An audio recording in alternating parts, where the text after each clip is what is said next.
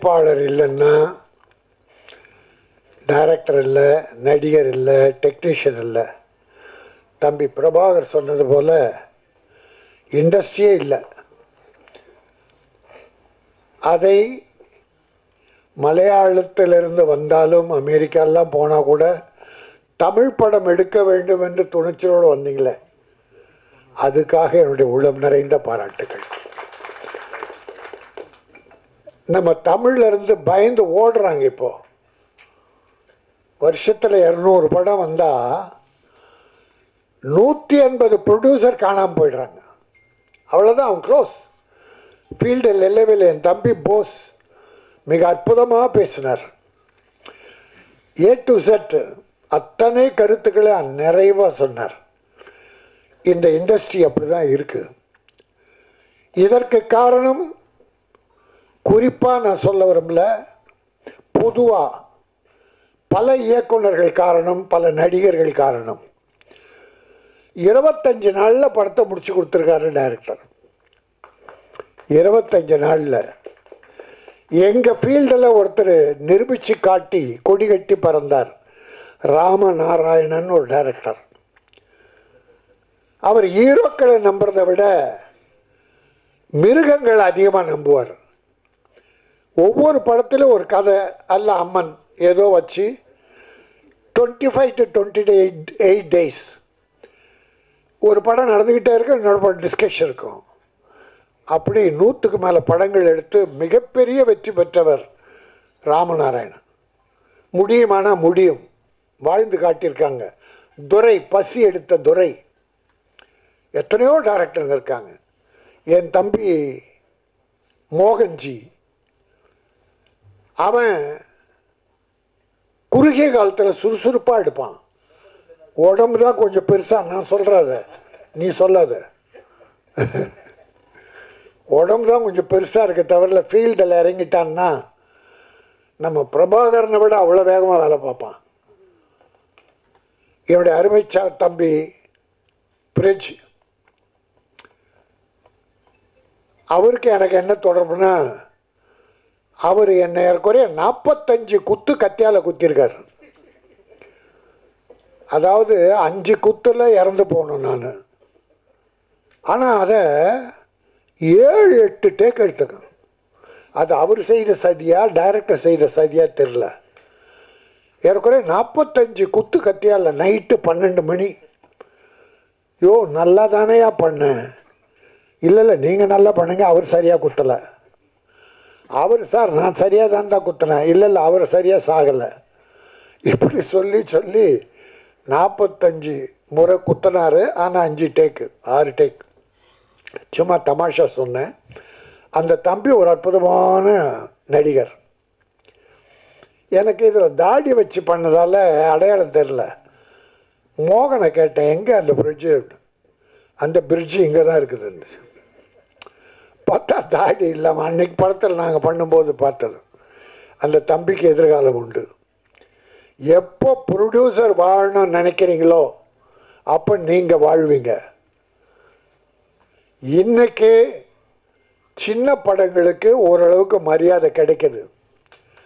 மக்கள் பெரிய ஹீரோவை தான் பார்க்குறேன்னு இல்லை, பெரிய ஹீரோக்கள் படம்லாம் படுத்துருச்சு.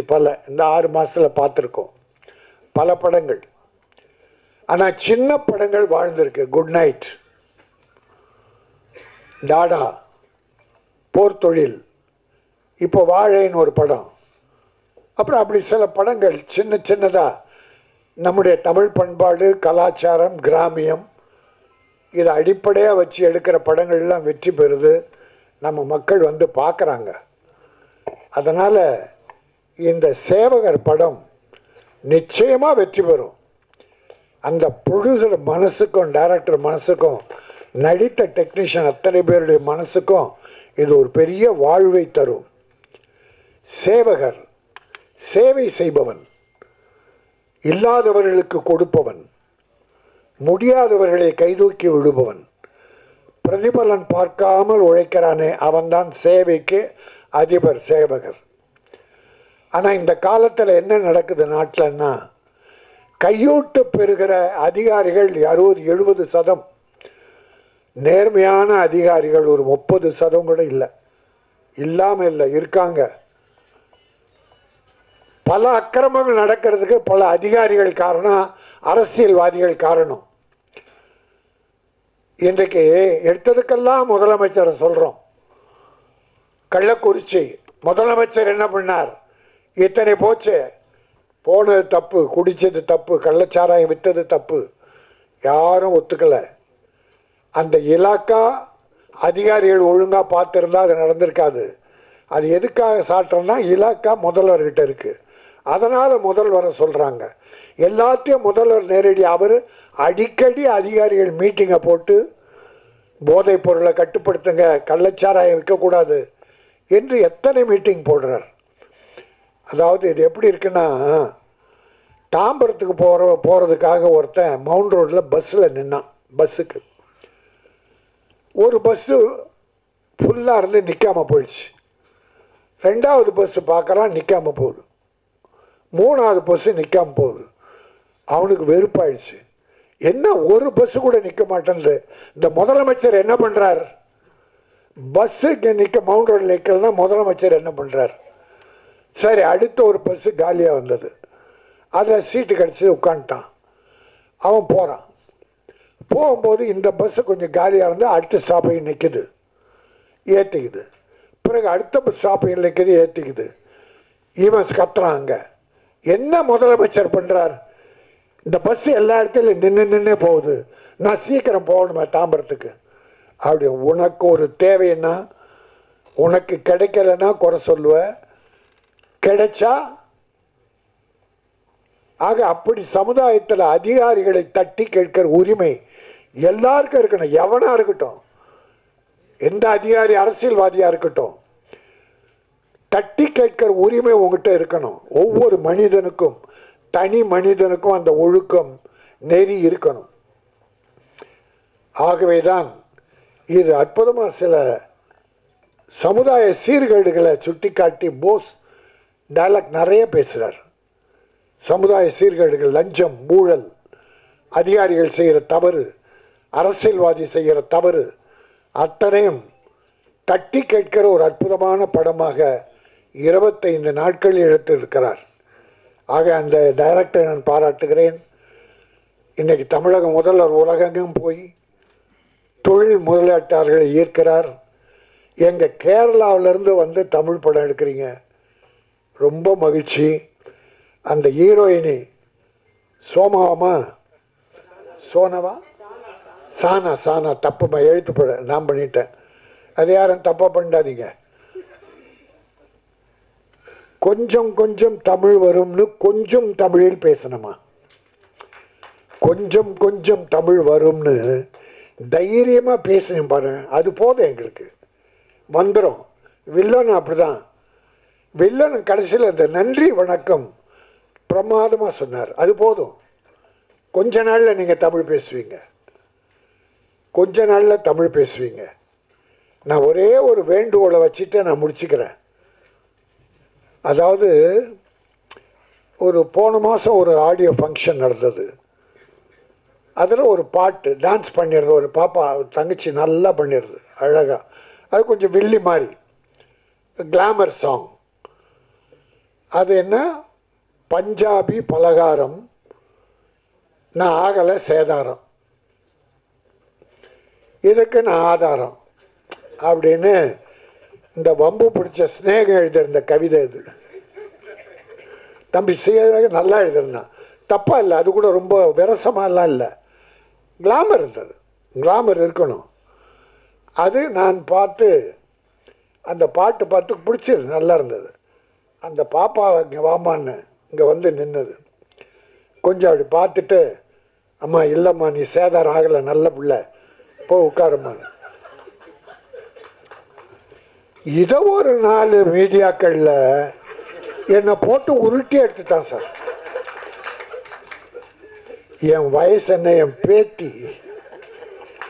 பேத்தி சும்மா ட்ரையாக இருந்தது, காமெடிக்காக அதை பண்ணேன். அந்த பாப்பா நல்லா சிரித்து குழுங்க சிரித்து, மேடையில் இருந்தவங்க பப்ளிக் எல்லாம் அதை காமெடியாக எடுத்துக்கிட்டாங்க. அந்த அந்த மீடியா 2-3 மீடியா மட்டும் என்ன தெரியல வினயம். நான் பொதுவாக பெண்களை அவங்க விருப்பம் இல்லாமல் அடுத்தவன் விரல் கூட மேலே படக்கூடாது, விரல் கூட விருப்பம் இல்லாமல் படக்கூடாது, வெட்டணும், விரலை வெட்டணும். ஒரு தடவை குஷ்பு தங்கச்சி அங்கேயே பப்ளிக்கில் ஒரு அறை விட்டுது ஒருத்தனை. நான் மேடையில் பேசினேன், தங்கச்சிக்கா அரைஞ்சது, அங்கே செருப்பால் எடுத்து அடிச்சிருக்கணும், அவனை முதுரை தட்டிட்டான். ஆனால் கில்லாடி பொண்ணு அங்கேயே அடித்தது. அப்போ நான் என்ன சொன்னேன், பப்ளிக் மீட்டிங்கில் ஆடியோ ஃபங்க்ஷனில் செருப்பால் அடிச்சிருக்கணும். எந்த பெண்களும் எல்லாம் நம்ம கூட பிறந்து எனக்கே பேத்திங்க.